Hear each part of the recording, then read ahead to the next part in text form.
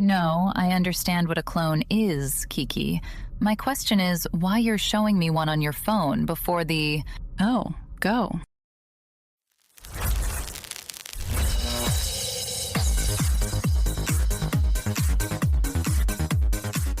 It is Friday, May 22nd, 2026. Tonight, a journalist sat in a chair and watched a version of herself sing a birthday song to a dinosaur. Same face, same voice. The hands move the way her hands move. She had not asked it to do that. She described the experience using a word I will read precisely when we get there, because the word matters more than the sentence around it. Science has identified why mosquitoes prefer certain people. Specifically, your skin produces a chemical signature, a scent, a warmth, a ratio of compounds that the mosquito has been reading since before you walked outside. The mosquito was already waiting. The mosquito knew your name. And a woman named Margaret in Holstead County was asked to hold eye contact with a digital replica of her own face for as long as she could. She lasted 47 seconds. She did not wave. She has won 12 consecutive events. The fountain pen guy has added a column. Okay, so this show has strong language, a lot of it, adult content, satire, and a genuinely unsettling amount of information about what Google is keeping on its servers after you're done using it. Also mosquito signs. Also the moon leaving. It's a Friday. Watch at your own risk. I love you. Don't upload your face to anything tonight. A journalist named Reese Rogers, writing for Wired, used Google's Gemini app this week to generate a lifelike video of herself, a digital clone. She filmed herself, she uploaded herself, she watched the output, and then she wrote a piece about it. And the piece is good, and the piece ends in the same place it begins, with her still creeped out. Google, for the record, calls this product the future of creation. The future of creation. Not a useful new video tool, not a fun experiment. The future of the act of making things. They have looked at a journalist being disturbed by a copy of herself and decided that feeling is where we are all headed. I think the part that gets me is that she consented. She chose to do it. She wasn't hacked or tricked. She made herself available, and then she watched what that made possible. And the word she chose wasn't impressive. It wasn't strange. The word was unnervingly. Unnervingly. Which is different from surprisingly. Which is different from eerily. Which is a word that specifically means accurate enough to disturb the person it was accurate about. That word is going to be in this broadcast for a while. I'd get comfortable with it. A journalist at Wired named Reese Rogers used Google's Gemini app this week to generate a lifelike video of herself, a digital clone. Same face, same voice, same mannerisms, singing a birthday song to a prehistoric dinosaur in Dolores Park. She described the result, in her own words, as unnervingly me. Google describes it as the future of creation. 3 weeks ago, when we covered the Meta data consent piece, we asked what it means to consent to giving a company your information. This is the same question from a different angle. Except this time, the person who gave the data away is a journalist who watched herself and came out creeped out instead of just inconvenienced. The future of creation. That's the phrase they chose. Not a fun new feature. Not a tool for video production. The future of creation. They have decided that the thing humans have been doing since we were painting on cave walls now has a future. And the future is a company licensing you a copy of your own face. I think it's so exciting, Sloan. You could send yourself to places you couldn't be. You could be in 2 places at once. I've always wanted to be in 2 places at once. Kiki. The journalist consented to this. She filmed herself. She uploaded herself. She gave Google the raw material of her own existence, voluntarily, and watched the output. And her response was, "This is creepy." Not, "This is wrong." She consented. She participated. She got the thing she asked for. And she was creeped out by herself because the herself was accurate enough to creep her out. That's the story. That's the whole story. The word unnervingly is doing something specific here. Not surprisingly, not impressively, unnervingly.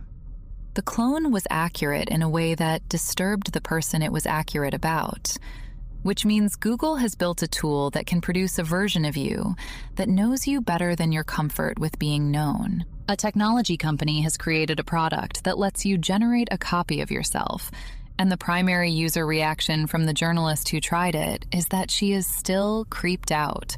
Past tense, present tense, probably future tense. And Google's response to that reaction is to call the product the future. They are not saying the creepiness is a bug. They are saying the future involves you feeling exactly this way, and you will get used to it, and eventually, you will be grateful. We're being asked to consent to something and simultaneously told that our discomfort with what we consented to is part of the experience. I don't have a word for that yet. I'm going to sit with unnervingly. Google has built a tool that makes a copy of you and called it the future. I am going to hand off to Aubrey Jo now, who I am certain has never in her life felt unnervingly anything about herself. Sloan! I am the most nervingly thing I have ever encountered.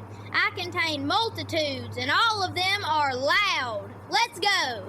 That tracks.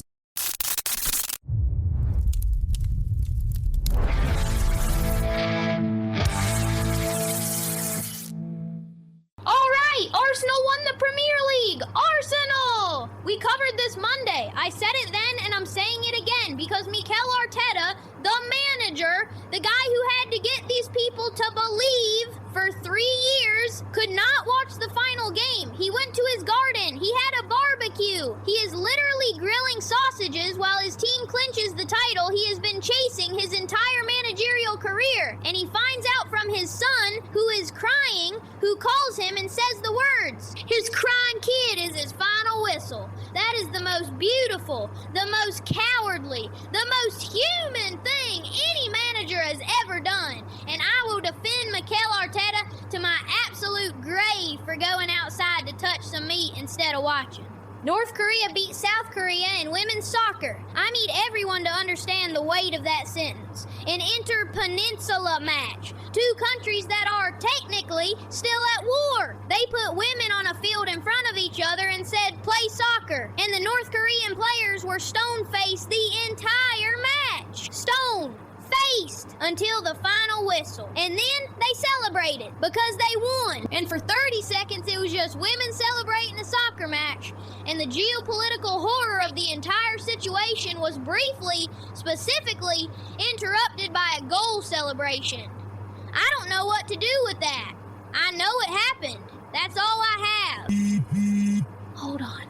Okay, Caitlin Clark missed Wednesday's game against Portland with a back injury, and there is a situation developing on Twitter. I am not calling it X. I refuse. It is letters about whether the Fever violated WNBA injury report rules by not disclosing it in the required window. The WNBA injury report rules are apparently a thing that exists and apparently matter, and apparently Caitlin Clark missing a game is now a league-level compliance issue. She missed a game with a back injury, and someone filed a report about the report. The WNBA is doing regulatory procedure on Caitlin Clark's spine. Anyway, all right, now. Yesterday evening in the unpaved alley behind the Holsted County DMV, they keep using the DMV. Nobody cleared this with the DMV. The DMV has opinions. The first annual Tri-County Digital Clone Invitational took place in front of approximately 19 spectators.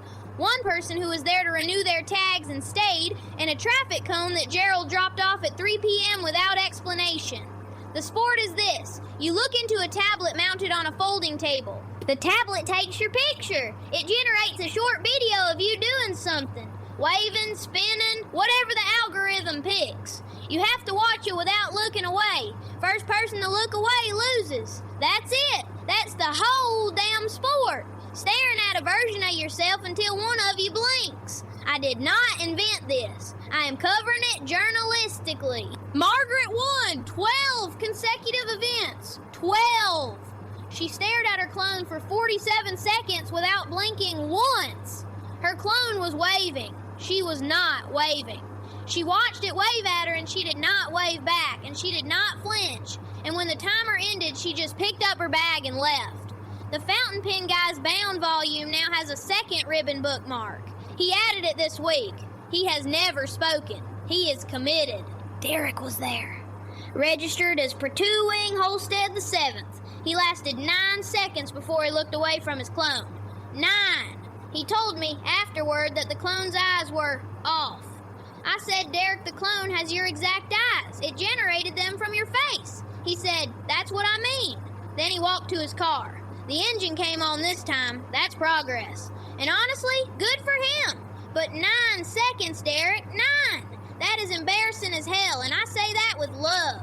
Travis would have been good at this event. He was always comfortable looking at himself. Not in a vain way, just he didn't flinch from his own face. I think about that sometimes, how some people can just look at themselves and be okay with what they see. Anyway, sports. She watched her clone wave at her for 47 seconds and did not wave back. Margaret has boundaries. I respect that so much. That clone was doing its best. The clone was being friendly. Margaret declined the friendship of her own face and won a sport. Speaking of looking at something that is accurate enough to disturb you, there's a story I want to get to about mosquitoes, specifically about why some people are targets and others aren't. Scientists finally figured it out, and it turns out the answer is something that has been on your body this entire time. So scientists at the Rockefeller University published a study this week, a real, peer-reviewed, years-long study that has finally answered the question of why mosquitoes target certain people with what I can only describe as personal commitment. And the answer is your skin microbiome. The specific community of bacteria living on your skin produces a chemical signature, and some signatures are, to a mosquito, irresistible. You have been walking around your whole life producing a scent that says, in mosquito, please. You cannot change it. The study is very clear on this. You cannot shower it off. You cannot diet it away. It is the specific combination of microbes that have colonized your particular skin, and they produce their chemical output regardless of what you want. And some outputs are more attractive to mosquitoes than others. And if you are a high attractiveness person, you have been one since birth, and you will die as one. But here's the part I keep thinking about. The researchers said the high attractiveness people, the ones mosquitoes love most, also tend to have, quote, richer and more stable microbiome communities, more diverse, more populated. The very thing making you a target is also evidence of a thriving internal ecosystem. You are being bitten because you are, biologically, abundant. Kiki, they are still being bitten. Abundantly! The study found that the most mosquito-attractive individuals were consistently the same people across multiple years of testing. Not this summer. Years. The researchers described these individuals in the paper as stable high emitters, which is, and I want to read this next part carefully, the same phrase Meta used last week for married users. Stable high emitters. Once a target, always a target. The mosquito found you. The algorithm found you. Both of them were using the same word for what you are.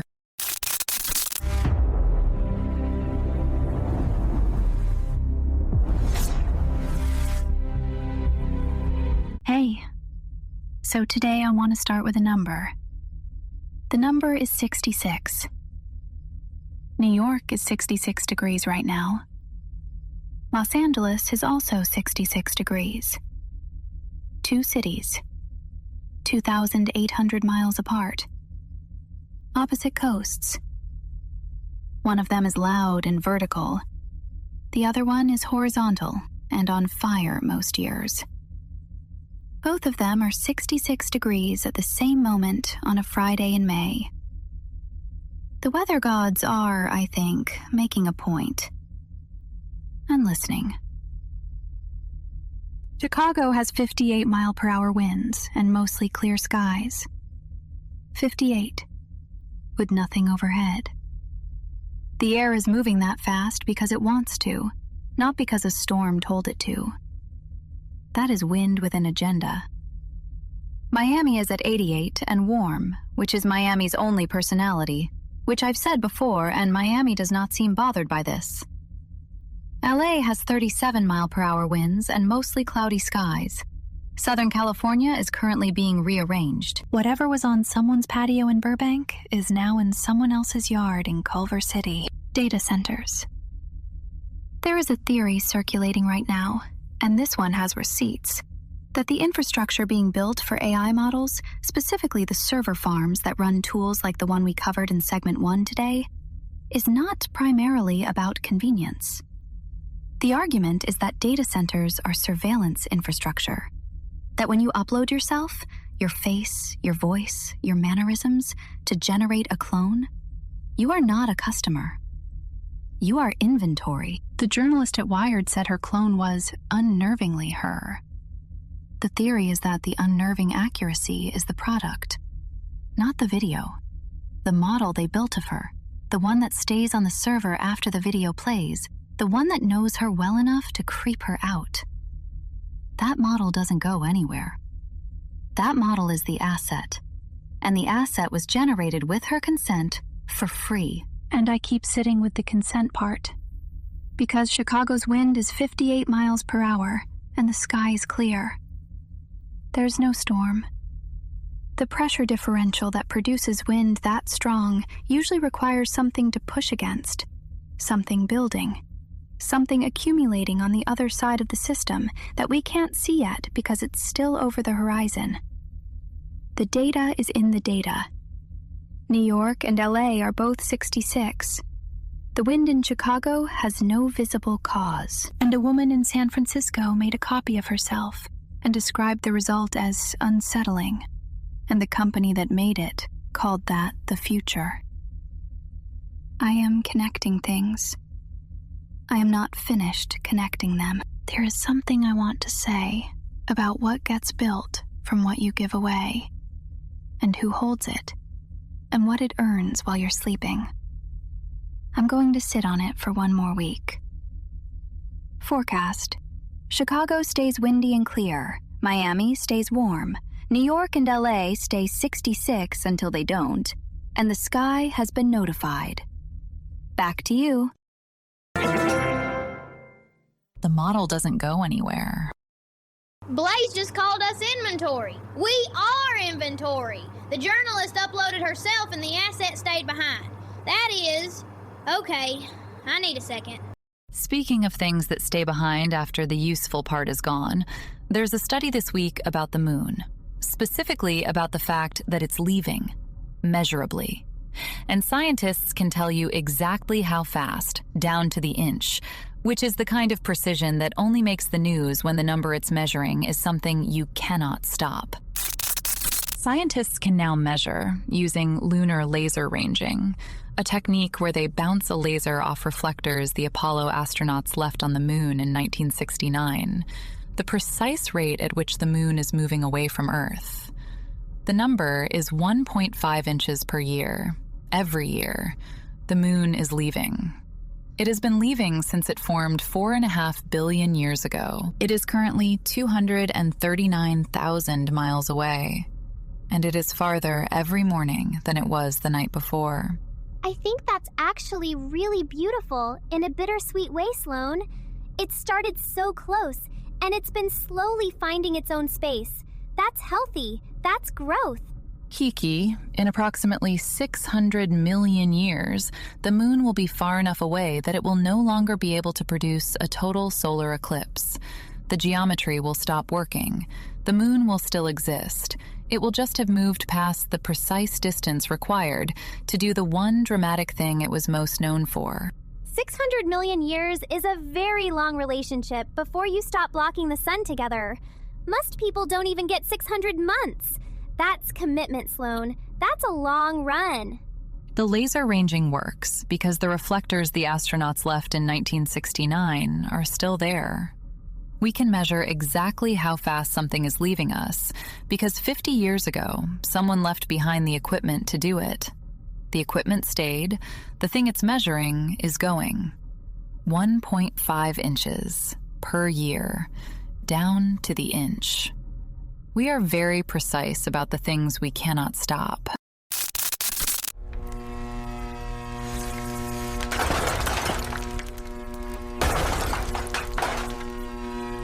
Okay, loose ends, end of the week. Everybody bring one thing. Things that didn't make air, things that came in after deadline, things that deserve a few more seconds than they got. I'll go first. There is a study out this week about meat eaters and longevity. Researchers tracked a large cohort over several decades and found that people who eat meat regularly are statistically more likely to reach 100 years old. The catch, which the study buried in paragraph 7, is that the centenarians in question were primarily eating small portions of unprocessed meat alongside very high quantities of vegetables, regular sleep, and strong social bonds. So the headline is, meat eaters live to 100. Mine is quick. The Passion of the Drake. He dropped 3 albums this week. 3 in one go. The reviews are, bah, and I want to be precise, bah, using the phrase bold in a way that means something specific, which is that when critics call a triple album release bold, they mean we are choosing our words very carefully right now. Mine is small. The joint European-Chinese satellite that launched this week, Vega C, is going to return images of Earth's magnetic shield. The magnetic shield is what deflects the solar wind. It's why we still have an atmosphere. Scientists say the images could change how we understand it. And I keep thinking about that. About the thing that has been protecting us the entire time that we are only now building equipment to actually see. The moon is leaving at 1.5 inches a year, and we're just now getting a picture of the thing that kept us here. We left the equipment on the moon to measure its departure. We launched the equipment to finally see what stayed, both in the same week. I'm putting a note up. Mine is shorter. Reese Rogers at Wired is still creeped out. She said so in a follow-up post today. The video of her clone was taken down. The model, per Google's terms of service, may be retained for product improvement purposes. The thing that creeped her out is still on a server. The video is gone. The unnervingly is staying. That is my loose end. That is how I am ending this week. It's an accurate Friday.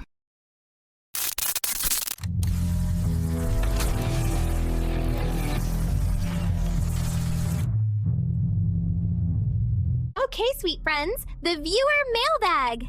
We are 10 episodes in. 10! Which feels like a milestone that deserves a ribbon bookmark at minimum. And we are still waiting for our very first official viewer question to arrive. Which means you are watching. You are there. You are just thinking about what to say. I respect that. Some of the best things take time. The moon took 4.5 billion years to get where it is, and it's still going. The moon is not composing a question. The moon is leaving.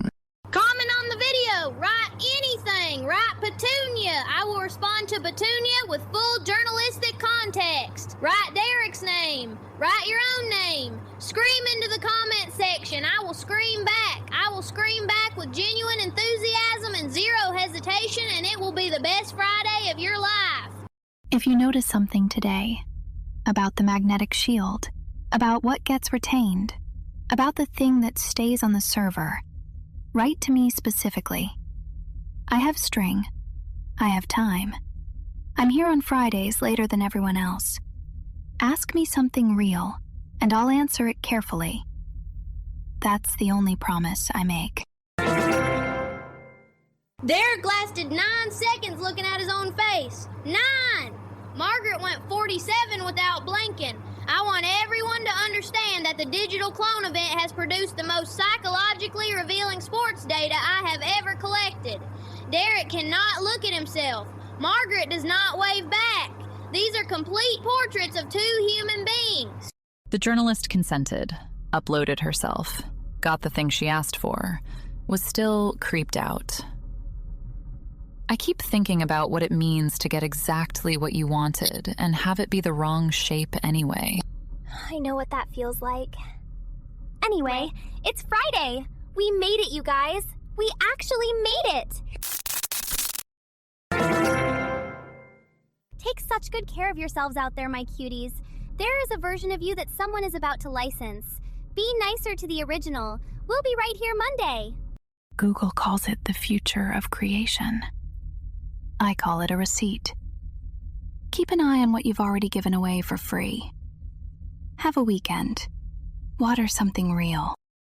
I planted a fern 2 years ago and forgot about it. It's still alive. It doesn't look like me at all. I find that very comforting right now. See you Monday. The journalist watched herself sing to a dinosaur and felt frightened. The dinosaur was not frightened. The dinosaur was not real. Only one of those facts should be reassuring. Good night.